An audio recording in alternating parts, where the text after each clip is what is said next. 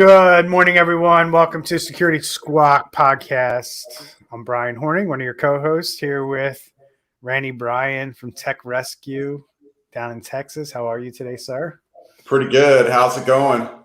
It's a little cold here in Philly, to be honest with you. It got cold quick, and we are probably in the thick of the end of fall, beginning of winter here very fast. So a little bit of shock to the nervous system when it's a high of 40 and windy. So how cold is it? 40. We had frost. We had frost this morning in some places around here. Yeah. It's gonna be like 75 today. 31 when I woke up, and it's going to be 25 tonight. So that's not bad. Not bad. So, all right, brother. So we got a quick, fast moving show planned for today. We're gonna nail out a bunch of topics that we're gonna touch on briefly. And the goal for today is to kind of give everybody a really good idea of all the different things that are going on. We spent the last couple podcast episodes deep diving into some specific areas. And now today heading into the Thanksgiving holiday, we kind of want to paint a picture of all the different things and components that are going into this problem that we call cybersecurity. I guess that's a fair way to put it, right? Because we're going to talk about ransomware threats. We're going to talk about the government. We're going to talk about some reasons and some very specific things as to why this stuff is happening. And then we're going to talk about, some companies that are dealing with ransomware attacks, and we're going to talk about a company or an organization that dealt with a ransomware attack and what they're experiencing, because it's always good to look at, or prepare on the left side or in front of it, but what does it look like after you get hit? Because I still think there's those businesses out there that think it's just a ransomware payment and you move on with your life, and we have enough evidence and stories to prove that that's not the case. So we're going to kind of highlight that a little bit. One big hosting provider got hit, and I think it's important to bring that to light and make people understand how these things, like these big companies that we rely on for infrastructure, hosting, software, cloud-based stuff, and when you do everything on the front end to protect your data, but then they have a back end type of problem, again, something we need to be aware of. We can't pretend that these things don't happen and don't exist. So we're going to dive into that. You're probably guilty of this if you run a small business and you built your own website. There's another scam going on out there around ransomware. We're going to dive into that today. So if you run your own website and you know what WordPress is and you log into it and do things to your own business's website, you're going to want to stay tuned to the end of the show to figure out what's going on there. And then just a quick update for all business owners to know where your insurance carrier is going to leave you or not leave you, or leave you hanging with cyber insurance. Things are changing, right, in the world of cyber insurance, and we're going to cover some of the more recent changes to what these insurance companies are doing to try to figure out how to make money, because I think we've mentioned it on this podcast before that cyber insurers really don't know how to make money on this product yet, and there's a big debate on whether or not paying the ransom through cyber insurance is contributing to the problem. So we're going to talk about what insurance companies and carriers are actually doing to make the product that they sell more profitable, but also, provide the coverage that needs to be provided to businesses that, especially the big businesses that do a lot of revenue, and the ones that seem to be favorite targets of these ransomware actors today. So, without further ado, my friend, ransomware is a threat even for all businesses, right? I guess we can agree on that. And I was actually at a dinner last week where it was a lot of small micro businesses, let's call them that, like businesses, pretty much 10 employees or roughly around there. And we had a good discussion around ransomware, but it was evident through the questions that they were asking.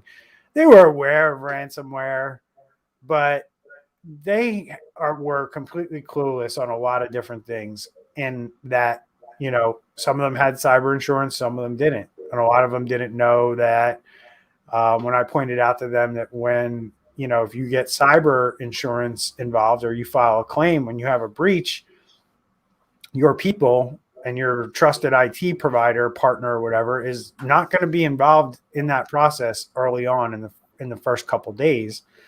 And a lot of times when you have cyber insurance in place, you're going to have to sit on the sidelines until the cyber insurance gives your company and your IT people the green light to move forward, because they have an investigation to do. They have things to figure out in order to, determine the best way to get you out of this situation that you're in. And that's really what happens. And this whole room, almost all the business owners were surprised when I said that to them, when I said, hey, at a minimum with your cyber insurance, you're going to be down for 3 or 4 days where you're not going to be able to do anything, just simply because you're waiting for the insurance company to engage.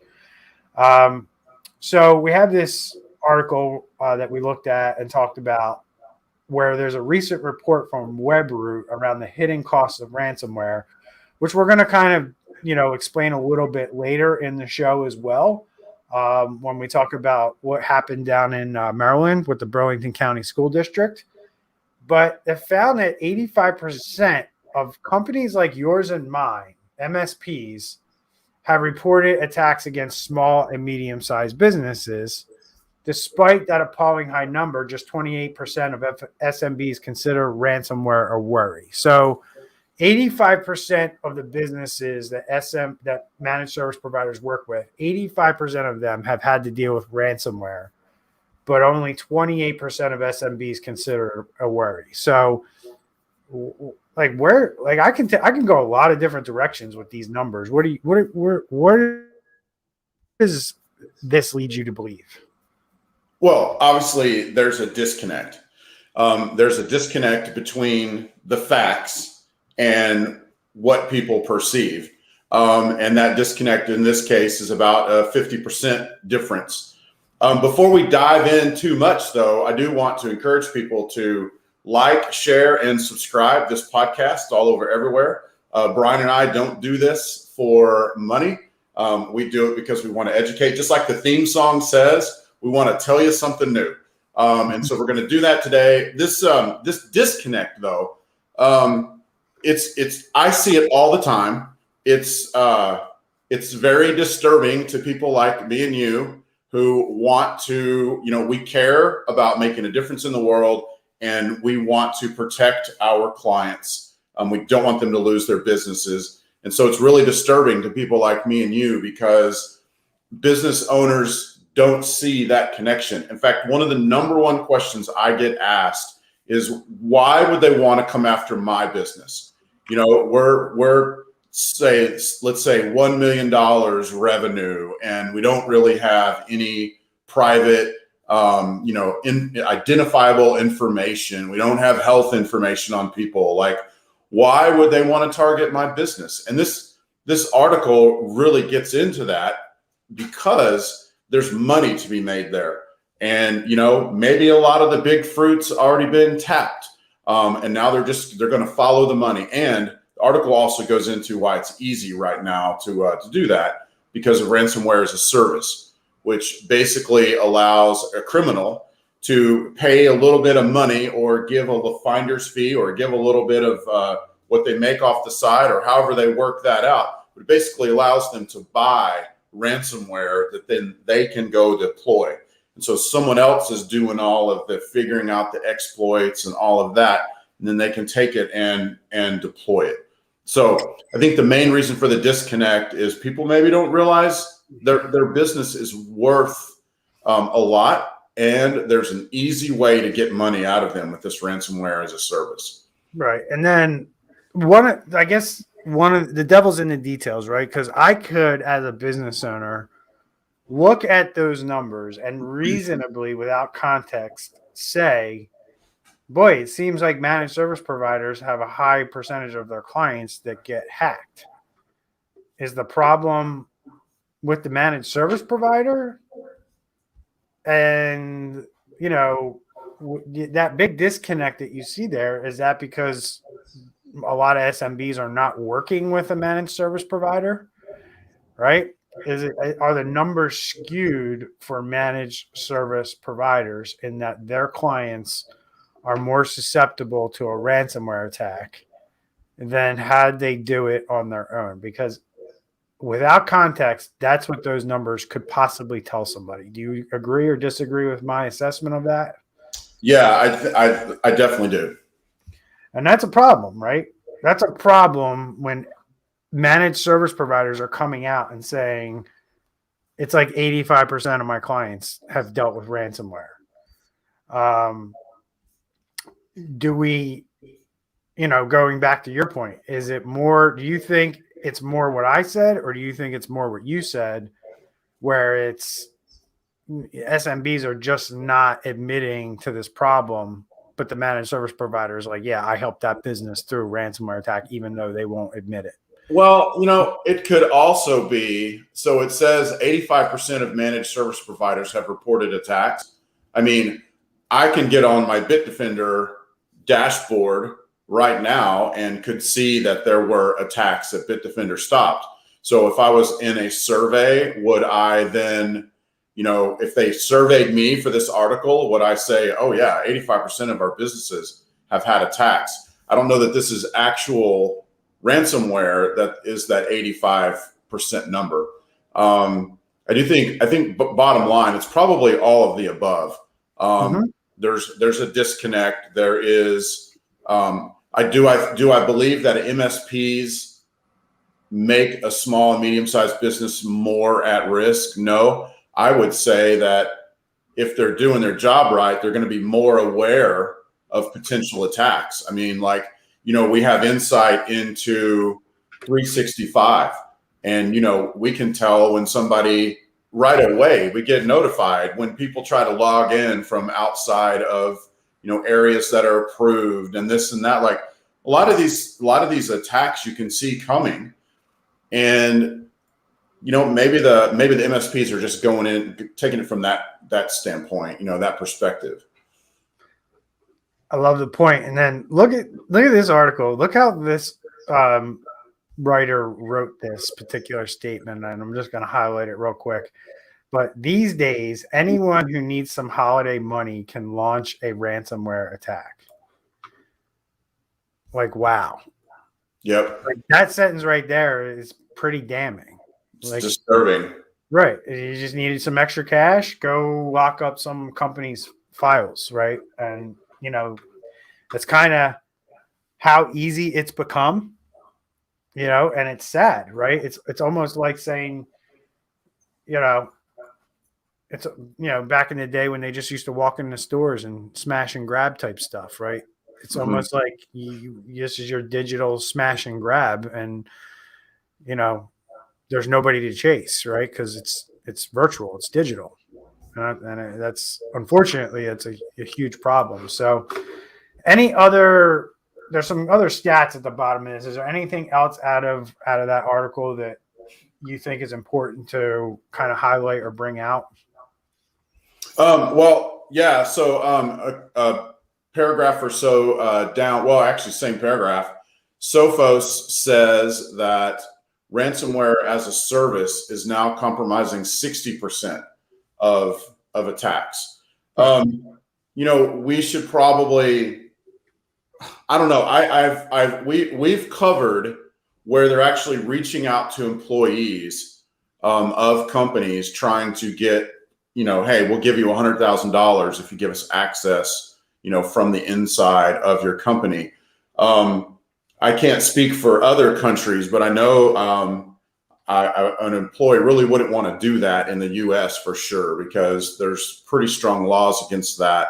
That would be and you'd probably get caught because of the way laws and logging and things like that work in the U.S. The other thing I think is funny, same paragraph, is I think we've mentioned it also in the past, is a lot of these people the criminals are actually losing their money in the transaction because other criminals are taking their money.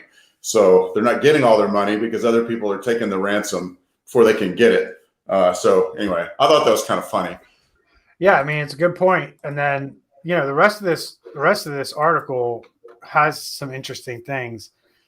Number one, Webroot is reporting that 64% of businesses that were hit with an attack suffered downtime, and 45% were knocked offline long enough that their very business was threatened. Meaning, like, threatened to go out of business, not like some sales were threatened. It's disturbing. And the cost of that downtime. Now, and again, unfortunately, this writer didn't really dial into what size of businesses we're talking here, but just based on my experience and these numbers, we're talking about businesses under 20 employees, probably more like 10, right? And if you have 10 employees, and then the article goes on to say the cost of that downtime came to $141,000. That's up almost $100,000 from what it was in 2020 against these businesses. That does not count the average ransomware payment for these types of businesses of around $6,000. And that number is even higher depending on the size of your business. So that $6,000 number tells me these are really small businesses that we're talking about here. Right. And, what the author says is, can your business survive that? Can you basically take a hit of $150,000 in basically a 2-week period? Can you come up with $150,000 out of nowhere to be able to survive this and get through the attack? That's the question here, right? It's even a 10-person business absorbing a $150,000 hit, if they're not super profitable and they're not running some like crazy, cash reserves type of thing that they set up. Most businesses have 2 or 3 months of operating expenses in their account, and a 10-person company probably isn't going to have $150,000 laying around to just write a check to, criminal hackers and wherever else you got to write a check to get through this stuff. And then Cybereason, another cybersecurity company, found that, or a cyber insurance company, found that half of respondents in a survey that they did felt that the security professionals felt that they didn't have the right tools to fight back. And they were particularly unprepared for attacks over the holidays. So we're talking about really small companies here. The ones that, there's one guy, and if he goes home or takes a couple of days off, nobody's watching anything. That's what I'm getting from this, right? Mm-hmm. And they're unprepared for attacks over the holidays. Well, why would they say that? Why would they respond to that in a survey? Because they don't have somebody sitting there watching their stuff. Mm-hmm. And then who wants to come back after Thanksgiving and find their PCs and servers locked up with ransomware and demands popping up all over the screen, which is a reality and a truth. And just think about this from a business owner's perspective. If you're running this type of operation, you have 10 employees or so, and you're working with a guy, right? You got an IT guy, you got your friend, he's been your buddy forever, and he does your IT. I can't think of other scenarios. Maybe a very small MSP with an owner and a helper, or an IT company with an owner and a helper, however you want to term it, right? And what other situations have you seen? I think that's pretty much the gamut, right? Single IT guy with no support, or small MSP with a helper, maybe the MSP's even by himself, right? Mm-hmm. And these are the types of relationships and companies that we're talking about, where they just don't have the resources to dedicate to somebody watching, what's going on your network over the weekend, and these types of things go down. And you only find out when it's on your screen. And that's why 50% or more of these respondents felt like they didn't have the right tools to fight back. Now, that brings up an interesting point. I don't look at this as a tool problem. Do you? Because I don't look at this as tools help us. And I think that is a huge disconnect between fantasy and reality when it comes to cybersecurity, that there's no tool, there's no silver bullet, there's no one thing. You're not going to buy Arctic Wolf and that's going to solve all your cybersecurity problems. That's just a tool to help you in the fight, right?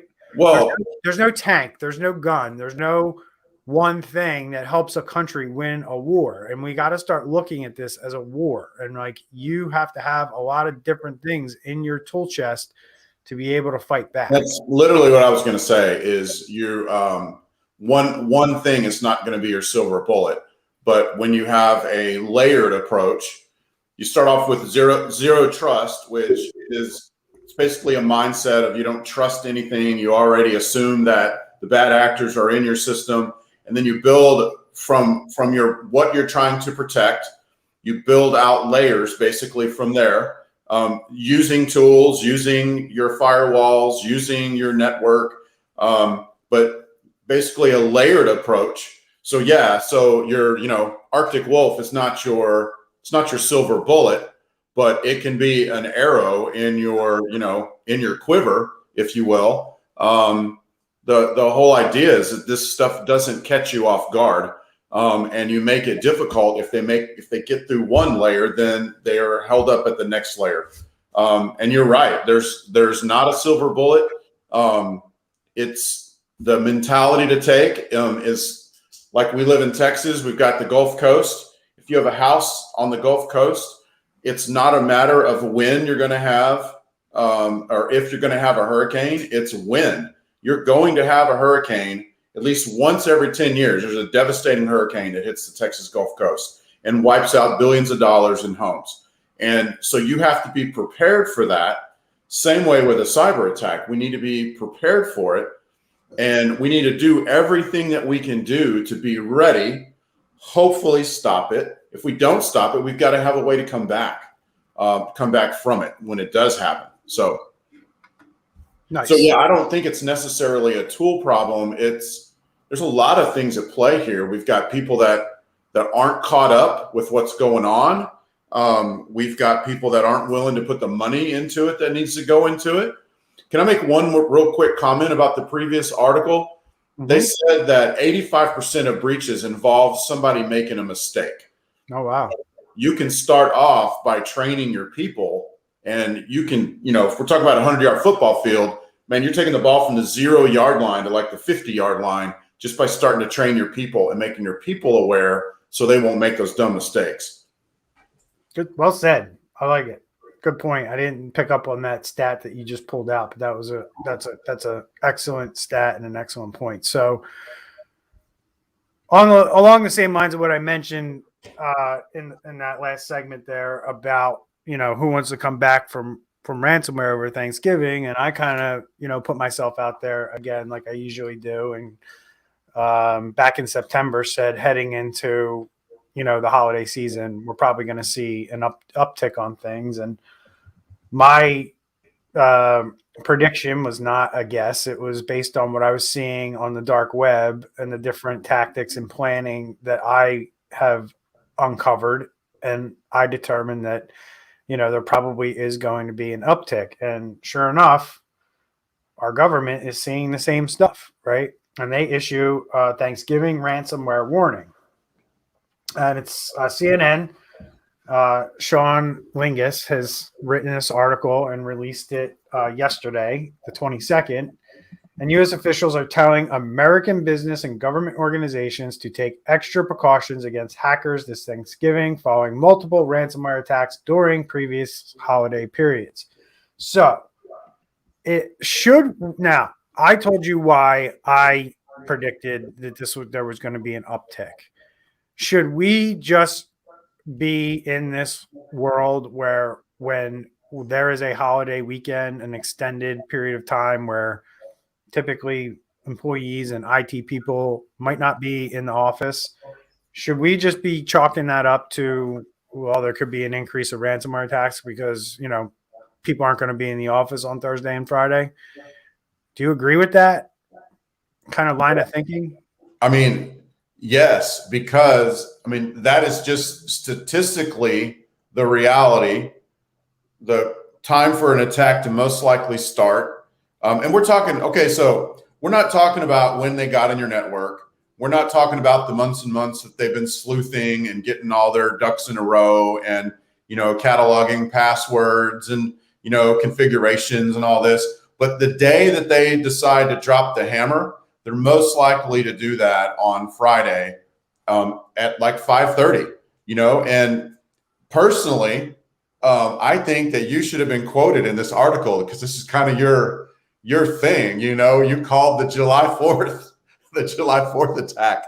But I also said there wouldn't be one over Labor Day. Yeah. So, and I also said attacks would increase over the holidays. Personally, I believe businesses that are involved with the delivery of consumer goods are going to be the ones targeted because this is their heyday. They make their money in these 3 months. This is when they make their profit. If their businesses can't operate when in this time period, it's going to wipe them out, so they will be more willing to pay the ransom. And cyber criminals are in tune to this. They know they can use that as leverage to potentially increase their chances of getting paid. So the interesting thing is out of this article is that CISA and the FBI, CISA is kind of like our government cybersecurity, wing, told organizations to identify key IT employees who could be on call in the event of a ransomware attack. That's what our government's advice is to business. Make sure you got some dude with a cell phone so he can be called. Who's going to call him? Exactly. The employees who got the ransomware on their screen, or the hackers aren't going to call them. They don't know who to call. It's pretty bad advice, in my opinion. Right? Make sure some dude has a cell phone to tell you when you've been attacked. How about this? How about businesses need to do the things ahead of time because somebody's been in your network for 2 weeks preparing to launch this attack on Thursday? So businesses should be looking for evidence or specific things in their network that may have been modified, changed, so that these guys could do this on Thursday. The planning of this is happening on your networks right now. They're not going to get in on Thursday and deploy ransomware Thursday. If they get on Thursday, you're going to get ransomware at Christmas time. Right. So this is the problem with where we're at today and with our government. They put shit like this out where it's like have some dude sitting around with a beeper and have his pager go off.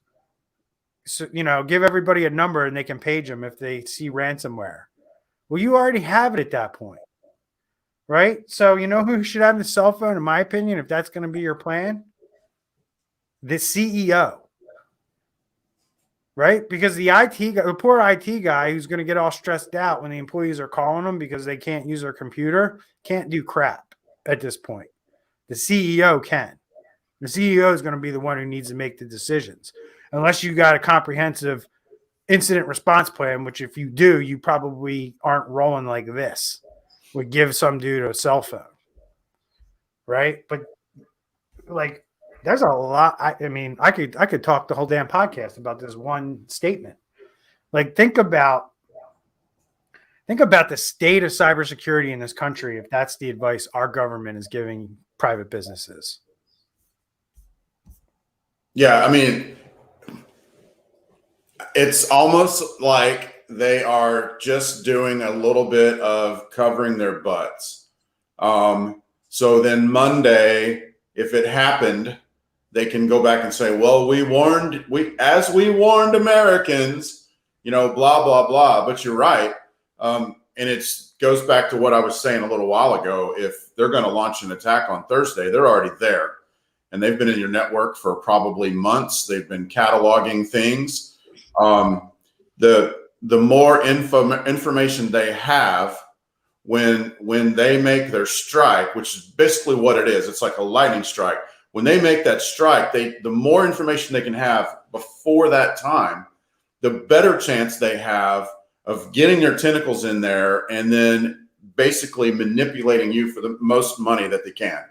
So that's going to involve, if they can get your website information, and have that in their back pocket. If they can get phone numbers of, personal phone numbers of your C-level executives, have that ready. When they start these negotiations with you to get this money to unlock your own computers. They can go in and put some kind of weird, horrible message on your website, make phone calls to your C-level employees or even your regular employees. You do a phone tree and say, you're not going to make any money from this company, blah, blah, blah. I mean, there's so many things that they can do, and they've been there for a while. So bottom line, I'm off on a tangent and I've kind of got started, but bottom line is if they pull the trigger, tonight, over the weekend, over the holiday, they've been in there for a while. Right. 100%. And like that, and you're right. They're getting themselves to the point where they can just flip a switch and the chaos ensues quickly. Right. But it doesn't happen.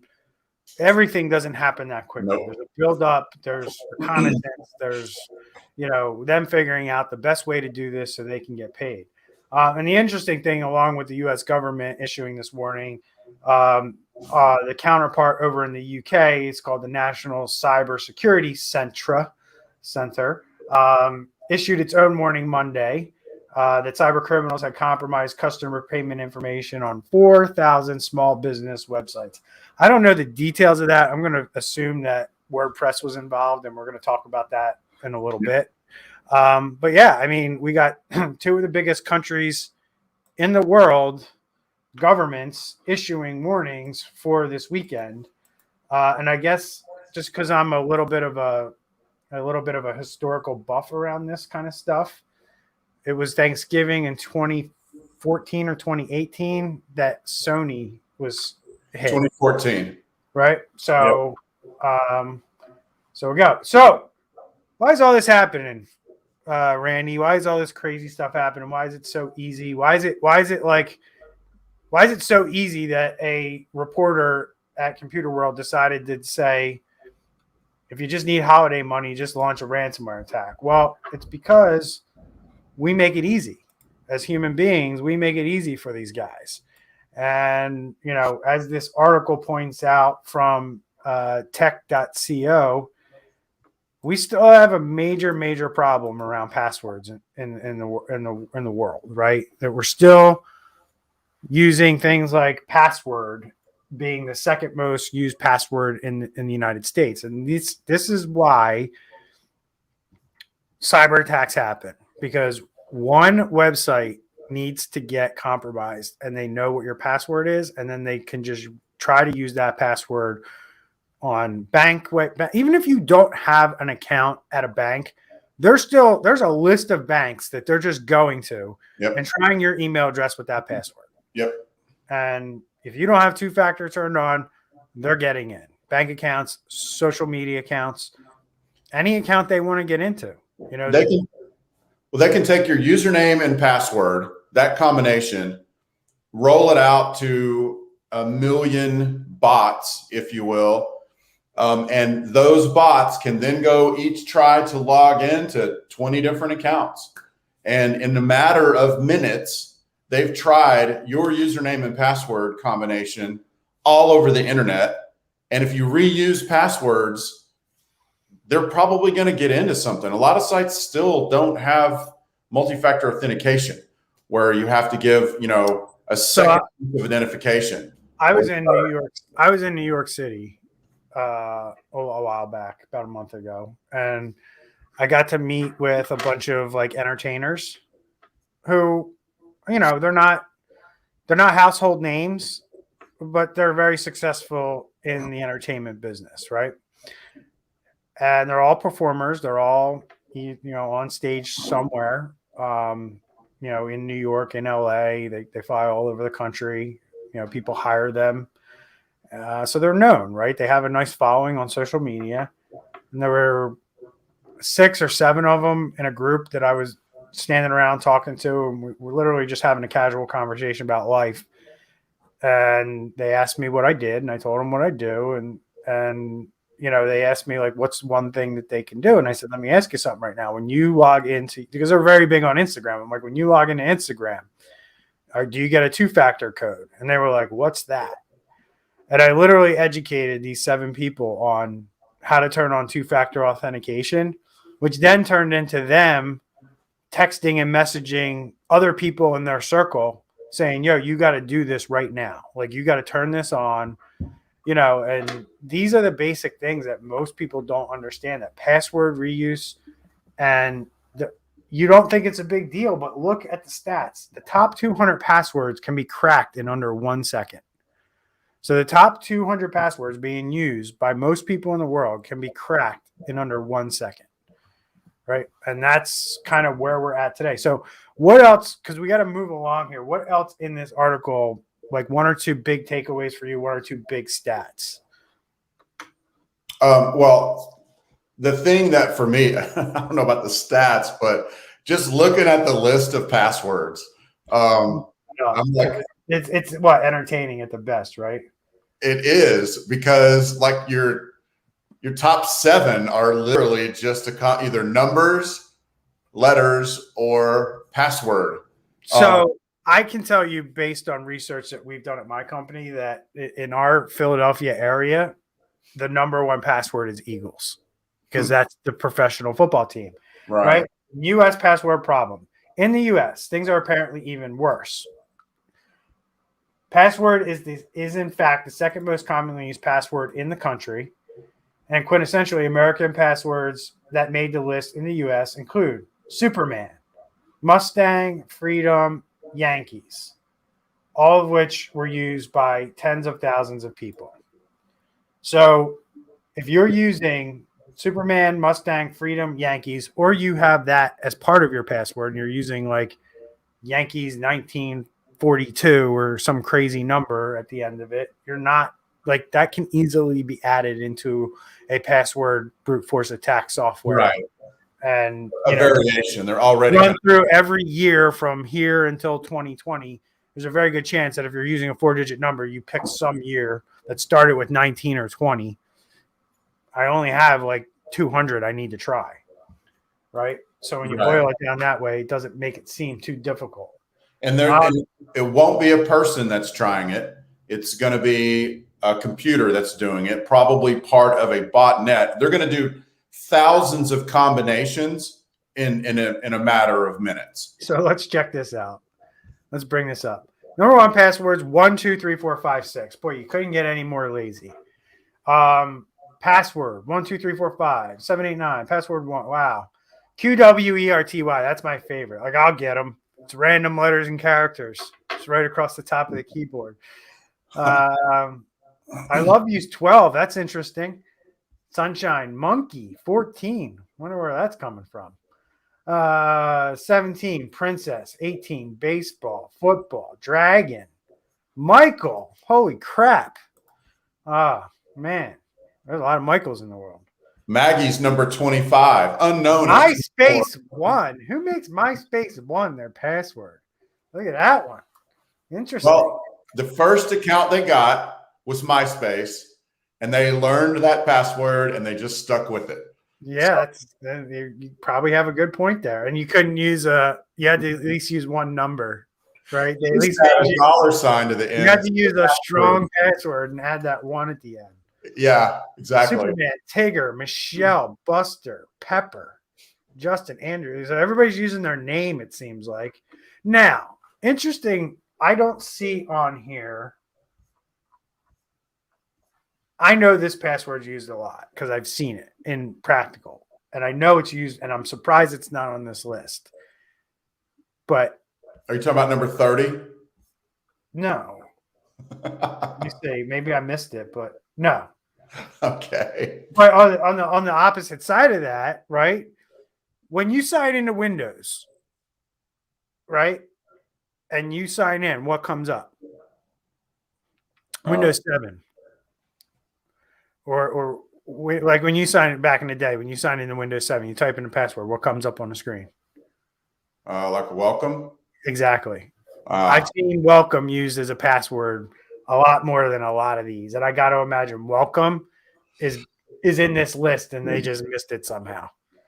So, yeah. And I would say, like, rather than not use welcome, which you don't want to use welcome, or any word, get a tool that will check your password, 1, against known leaks, and then 2, against your other passwords to make sure you don't have duplicates. Because once again, you need to assume that someone's going to get into one of your accounts, okay? And if you have that mindset, then if they get into one account, that's awful, but it doesn't mean they're going to get into all of your accounts, because you're not like, welcome 1 is my bank, welcome 2 is my doctor, welcome 3 is my insurance. You want to have big random passwords that you're not reusing to make it hard for them to blow through all of your stuff. All right, brother. So we're going to hit on 5 topics in the next 5 minutes. Wow. Go through this quick. We don't need to beat these. That could be a new segment of our show. 5 topics, 5 minutes. This is a new segment. 5 topics in 5 minutes. We do it at the end. It's rapid fire. We already talked about a lot of this stuff, so it's going to be easy, right? First thing, one of the first publicly reported supply chain attacks during the holidays, Diamond Comics hit by ransomware attack. You like comics? Somebody in your family likes comics? Well, the people who put it on the shelves so you can buy it and give it as a Christmas gift are dealing with a ransomware attack, which is going to disrupt the supply chain, which is going to make it so it's going to be harder to find comics during the holiday season, because these guys are dealing with a major problem and can't get comics to the comic book stores and wherever you buy them today. Good point, right? Yeah, they've infected some of their websites and some of their internal machines. It sounds like the websites are taking care of a lot of the ordering. So that's not happening. So my word to kids for this holiday season is set your expectations low, because there's a lot of stuff that's going to be hard to find potentially. So be happy that you got something. And we'll wait till like March if you need these particular comics that they're not going to be found. Some of this stuff's going to be really hard to find. Yeah, Santa's having a tough time getting his supplies he needs to make all these stories. The elves are probably going crazy right now, I'm sure. All right, so Burlington County, I've talked about these guys a ton, man, and the hits just keep on coming with this group. They thought, hey, we're not even going to pay the ransom at one point, and this saga has been going on for over a year. This is the Burlington County Public School District down in Maryland, and now the reason we're bringing this up is because the ransomware payment aside, this is how much this ransomware has affected this school district, and the price tag is nearing $10 million. What do you got to say about that, Mr. Randy? Well, I'm pretty sure this was also one of those attacks that happened around the holidays. They were shut down the day before Thanksgiving, the 2 days after. This is a good article for a small medium business to look at, because yes, you're not a school district, but this article goes into a lot of the different costs. I mean, okay, so you've got ransomware, you have to pay for the ransom.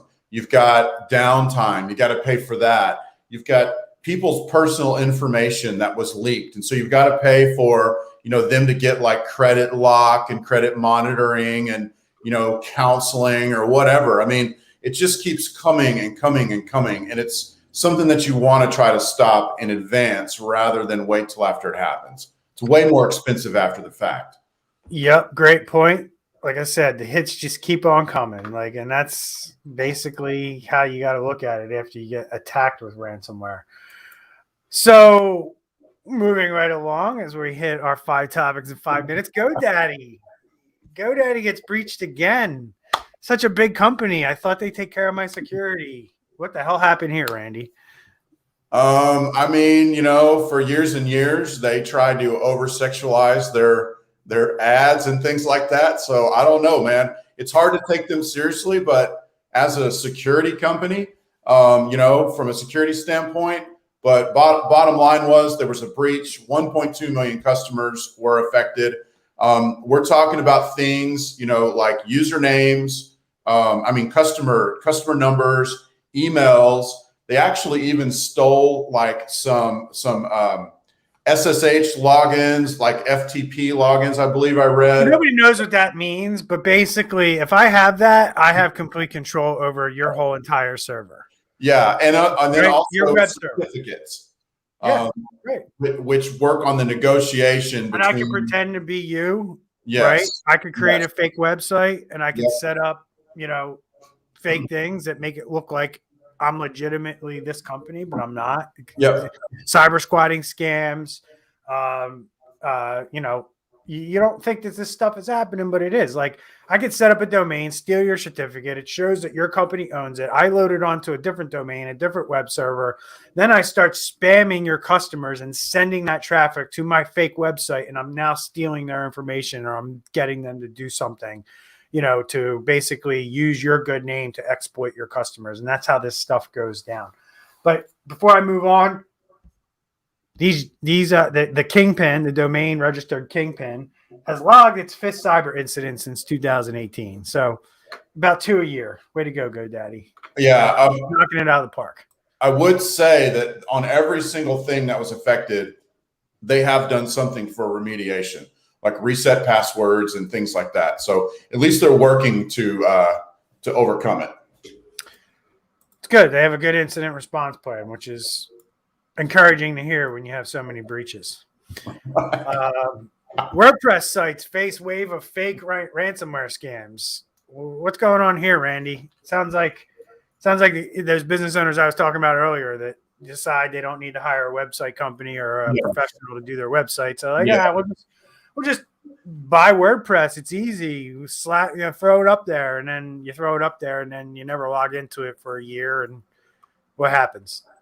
Yeah. So WordPress is the most commonly used platform for websites, but it needs to be updated, and it needs to be updated regularly. But business owners that are just doing it by themselves, they don't usually update it because you've got like a 1 in 10 chance of when you run the update, it breaks the site. And so they just, rather than break the site, they don't update it. Bottom line, these people are going in and they're basically putting up like a splash screen on their website that says, you've got ransomware, and then pay money, blah, blah, blah. And they're trying to get money from people that way. It's a fake pop-up that makes it look like you have ransomware, and hope that you get scared and you then fall into the scam, which is probably the antivirus scam that's been around for ages, where they act like they install antivirus on your system and they do all this cleanup. And then they take it further. Just to give people perspective, you call them and then they say, oh, we cleaned up your system, give us $50. And then they do some stupid thing where they make it look like they refunded you $5,000 and now you owe them $4,050, and they try to get you to send them $4,050. And that's how all of this plays out. Like, you're like, why would they do this? Why would they stick this thing? Because it's a scam. They're trying to get you to call them so that they can then scam you further. And it could be what I just described, or it could be some other scam that they got going on. But one of the common ones is, oh, you got ransomware, I can help you clean that up. And you think it's just, oh, I'm giving them $50 and they're giving me antivirus and they're cleaning this up for me. That's just the beginning of the scam. The scam continues where then they say that they were going to refund you the $50 you paid them. And then it continues from there with the idea that they're going to try to get you to send them thousands of dollars under the guise that they refunded you too much money. Yep. So it's crazy. Go watch YouTube videos. There's tons of guys that exploit these scams all the time, and you can see what I'm talking about. This one can be done as simply as just deleting the plugin that they put in. So absolutely, this is 100%. A plugin.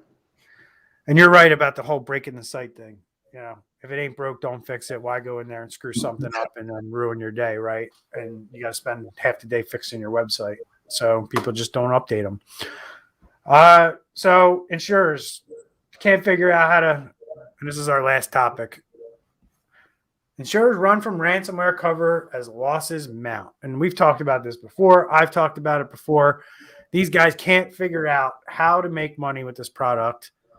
But the other problem is, and my biggest problem with this industry, is that they are overreaching and trying to dictate how companies like ours deliver cybersecurity services and what they do, or what they do within their own businesses, which I don't have a problem with if you're an authority and you actually know this stuff. So if it was CISA who was saying this stuff, different perspective than insurers who A, are getting hit with ransomware themselves, and B, can't figure out what to do around these products, and they change stuff like every month, right? To the point where I think we talked about it in our group that we're in, where Beasley Insurance is not even going to cover managed service providers Right. for cyber insurance anymore. They're dropping everybody as of December 1st. You no longer have insurance, right?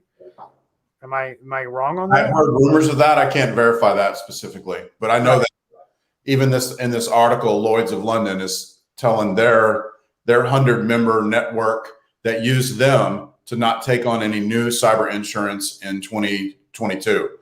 So you're right. They're having trouble making money. They're trying to figure this out. The latest insurance form that I filled out for a client, it asked about basically the top 12 things that CISA says everybody needs to do. It asked about every single one of those, basically. So you're still at a place where if you are a small and medium business, you can get cyber insurance, but you're going to need to have full stack cybersecurity in place. Yep. And, the reality is that the insurers, now that it's becoming such a problem for them, like I mentioned before, they're changing the limits. They're lowering those. They're changing what it covers. Ransomware payments is a big thing we're seeing come out of policies, that they won't pay the ransom, but they'll pay for everything else. And your cost for your policy, your premium is going to go up. It's, in some industries, it's doubled or tripled in the last year and continues to do so every year. I remember when I first started buying cyber insurance, it was under $1,000. I'm well over that, almost close to 10 times that now. Could be quite frank with you, right? And but to give you the full spectrum of that situation, I've also upped my coverages. Right. My risk has increased, my coverages have increased, which has increased that $700 premium to almost $7,000. But I want the protection that I need for my company based on my client base and my own company, right? We're not where we were 7 or 6 years ago when we first started buying cyber insurance. We're in a totally different place now, right? And you have to up your coverage as your business grows. And that's a conversation that maybe your insurance guy isn't having with you because he's not aware that your business tripled in the last 2 years. Right. If your business tripled in the last 2 years, you might need to have a conversation with your insurance guy that you probably need to up your coverage because the coverage that you bought 4 years ago or 5 years ago isn't going to get you through an event today. Right. So, two real quick. One, we've already heard this, but the European Union report in October said that COVID-19, the pandemic, and rise of working from home has enabled cyber criminals to flourish. And then Coveware likened the 90+% profit margin from ransomware attacks in 2021 to the gains Colombian cocaine cartels made in 1992. And we know how that has ended up over the past several decades. So, hey, we went over our 5 minutes. Our 5 topics in 5 minutes took us like 10 minutes or 12 minutes. You suck. It's your fault. Yeah. If you take the time that we talked, I probably talked for 2.5 minutes, and you talked for 7.5 minutes. I don't think it's the other way around, man. You smoke crack if you think I talk more than you. Wow. No, good. I appreciate the input, and so what if it takes us 5 minutes? It's our show. That's right. We can do what we want here. So thanks for your input, my friend. It was a good show. We'll get it up there. We'll get it posted to your favorite podcast platform. But as my friend Randy said at the beginning of the podcast, help us grow it organically like you have been. Share out our show. Share it out to your social media. If we did good. If we didn't, don't listen to us. Don't share us. If you're kind enough, go rate us over on iTunes and Google Podcasts and wherever else you download us. And maybe leave a little note on why this is a worthwhile podcast to listen to. That's it. Be safe, everybody. Have an enjoyable Thanksgiving holiday. And I'm going to go out on a limb and say, I think on Monday, we're going to have some interesting stories to talk about. Yeah, we will. So see you on the other side. Take care, everyone. All right. See ya.